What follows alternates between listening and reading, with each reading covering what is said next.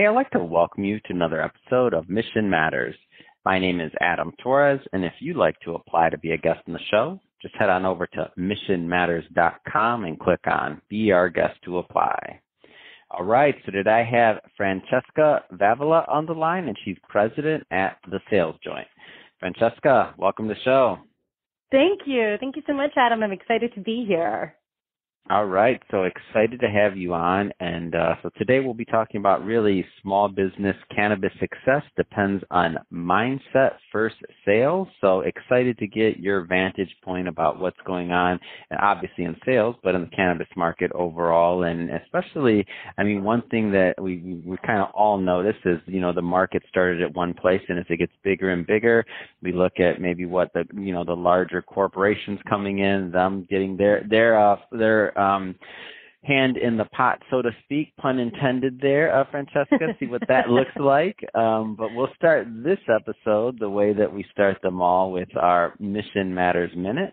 So, Francesca, we at Mission Matters, we amplify stories for business owners, entrepreneurs, and executives. That's our mission. Francesca, what mission matters to you?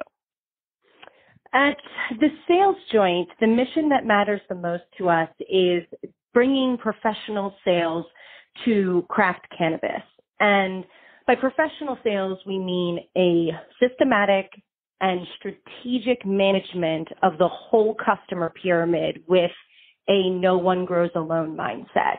And so what we really mean by that is it's our mission to raise the practices of sales to a higher standard, to be relationship-based and not transactional focused, to be mindful, respectful of the integrity and the power of the plant, and to be always patient first, because we believe that sales is a patient care issue in cannabis. So we're here to basically raise the stakes or raise the game of sales in cannabis when it comes to licensed dispensaries, growers, processors, producers. There's a better way to sell to make sure that they last in a highly competitive, ever-changing market. It's awesome. And love having an expert on the line that is giving also a different vantage point. It's something that we don't talk about that often, I feel like. And as the market matures overall, I think that the opportunity there to create a better, we talk about, and we use this word all the time, user journey, right? And for when we think about apps or when we think about other things like that, we don't talk about it very often, in my opinion, in cannabis sales, and what it looks like for that user journey and experience. So this is awesome having you on. I guess the first thing I like to start out with, because you do have a unique vantage point, like, what do you find is kind of a lot of the problems that current cannabis entrepreneurs are repeating, that they're doing like over and over and over again, that you're like, I missed it. Like that. Okay, this can be solved. Like, what are some of those problems? Yeah, it's such a unique industry because it's still federally illegal as a substance. And so we are operating with each state being its own market, with its own legalization and its own rules of engagement in that market. And yet we see so many overlaps and similarities. I do see things that are being done right over and over again, with more of an emphasis on social equity, with, more, I guess, insightful discussions around licensing caps and pricing and things like that. But yet we see the same mistakes being made by the people, the entrepreneurs entering the market. And I think the biggest one that we see is that they are focused on launching a product rather than launching a business.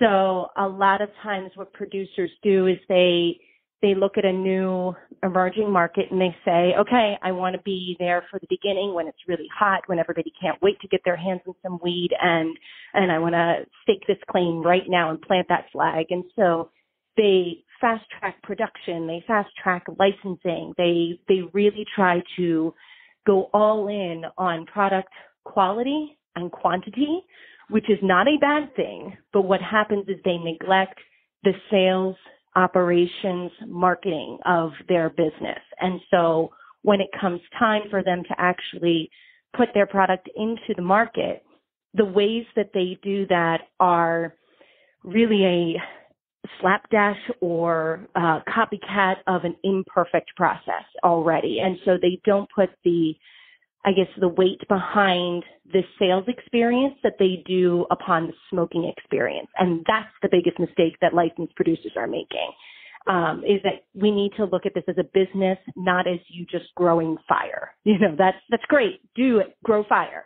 And then put a business behind it to make sure that people know why your weed is the best, know how to enjoy it best, know who you're speaking to, know what dispensaries it belongs in, and to get proactive in that approach rather than having to be in this big rush to the front of the line. Once you're in, you can't find your seat because you just didn't think about that. No, it's a great point, and I do make that similarity on the tech side, and I guess I'll go back to that app side of things. Mm-hmm. Is that's when apps came out, when they were first. Now it's a more mature market, but that was one of the things, right? How do you make the best app? How do you do this? How do you do that? And then it wasn't, and then because you have a lot of times, I'd say early days of this, right? Like engineers or somebody with an idea or the tech background, they weren't necessarily the ones that knew anything about marketing or maybe even scaling the business or different things. So I see a lot of the similarities of now this cannabis, gold rush or green rush or whatever we call it, is that, some of the best people that have the best ideas, or maybe they know the most about the plant, they know all these other things, but they may not be the best equipped for some of the other things that you're mentioning, right? The marketing, the other things, because now that it's such a competitive, and I never like using the word saturated because I just, it's all relative, right? But when we think about that there's more competitive and savvy people playing the game, the old days of just your guerrilla marketing and it's just going to take off just because you're the only person on the block, that's not going to cut it, right?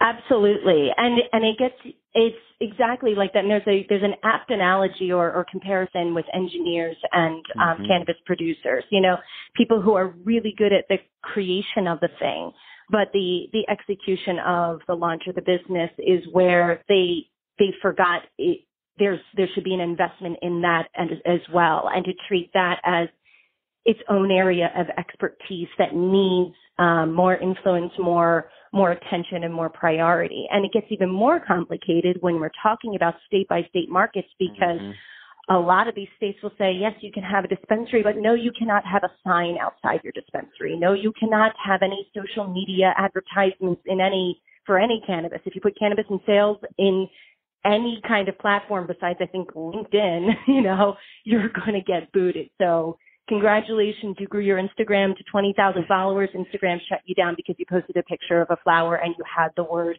you had in the caption 420 sale happening.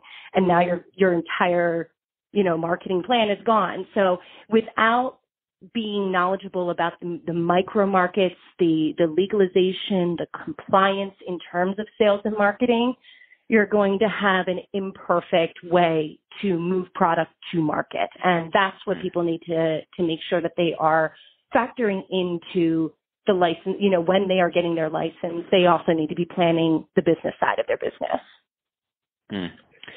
So I want to get a little specific with this one, because I know this is one of your specialties at the sales joint. So what's the difference between sales and professional sales in the cannabis arena? This is something that I am so passionate about, because sales is in cannabis. There's no denying it, from, grower to processor, processor to dispensary, dispensary to patient, grower to dispensary. Sales, exists because the cannabis industry exists to buy and sell cannabis. So sales is here, but it's not where it should be. And by that, I mean we need professional sales, which is that strategic, systematic approach that treats the whole customer pyramid. A lot of people are looking at sales as hurry up and get that first sale. And when I'm talking about sales, let me backtrack just for a second and say, I'm speaking of producers moving into the retail space, so a B2B sales transaction.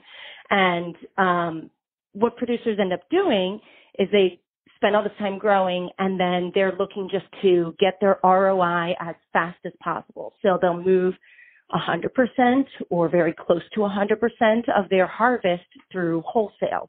They'll give it to a processor, they'll give it to a broker, they're selling bulk at bulk margins. So they have a smaller customer pool if you're talking about the, to the wholesalers or to the brokers for the least amount of money possible as quickly as possible. And it's all about getting that dollar back as soon as possible. When really we don't need to focus on the time, we need to focus on the sustainability. In professional sales, we are talking about a relationship-based sales approach. So you need to know who your customer is, who is actually going to be enjoying what you produce. Are we talking about you're making dabs for a very mature kind of market? Then you need to look at the dispensaries that are going to have dabbers in that dispensary.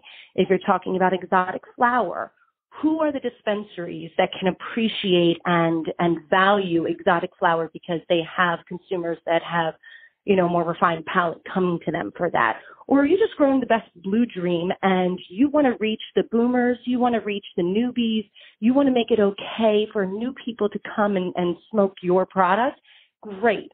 Who are the dispensaries that are probably going to be more tourist driven or more age bracket driven? So identifying who your customers are, even on a B2B level of which dispensaries you sell into. Now it's about, you have that, geographically where you want to be, customer persona where you want to be. Now it's about cultivating a relationship and put yourself in the dispensary purchasing manager's position. A lot of these people are getting 30 plus people walking through their door a day with a backpack of weed saying, hey, do you want some? And it's just not a professional sales experience. What we need really? is That's not professional? What? Other industries don't do that? Come on. Shocking. I mean, maybe my standards are too high. Your financial advisors aren't just hanging out with backpacks and pulling out paperwork. Hey, do you want to invest? What are you talking about?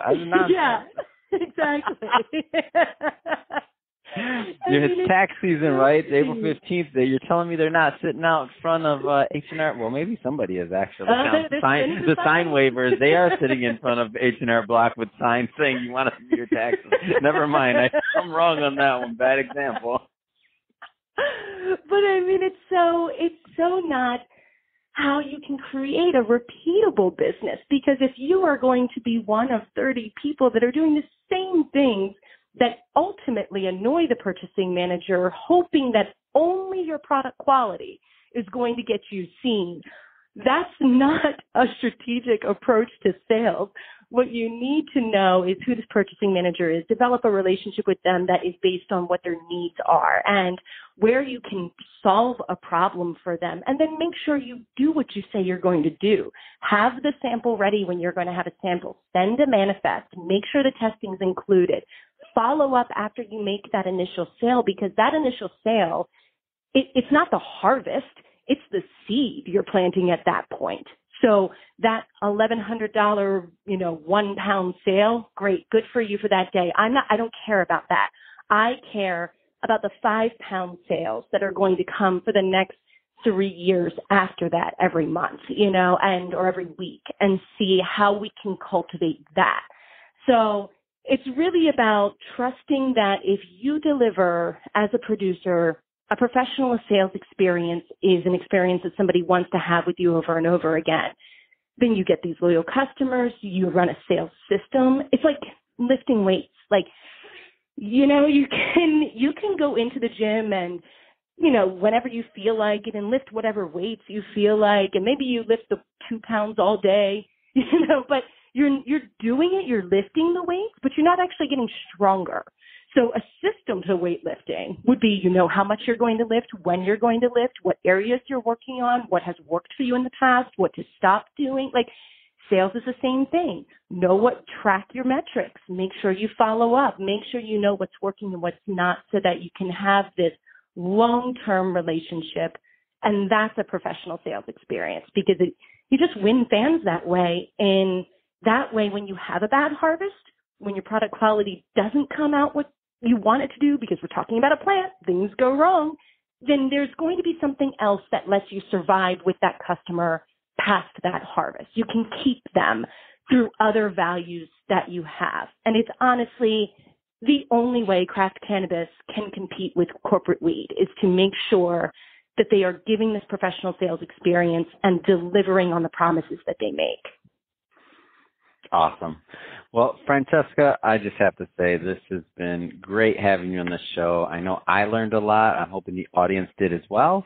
If somebody's listening to this and they want to learn more about the sales joint, and also I want to get in here your show. So Infused, a cannabis talk show on YouTube. What's the best way for people to follow up, to connect, and to really just engage with your content as well? Oh, thanks so much, Adam. This has been fun, and oh my gosh, did that time fly?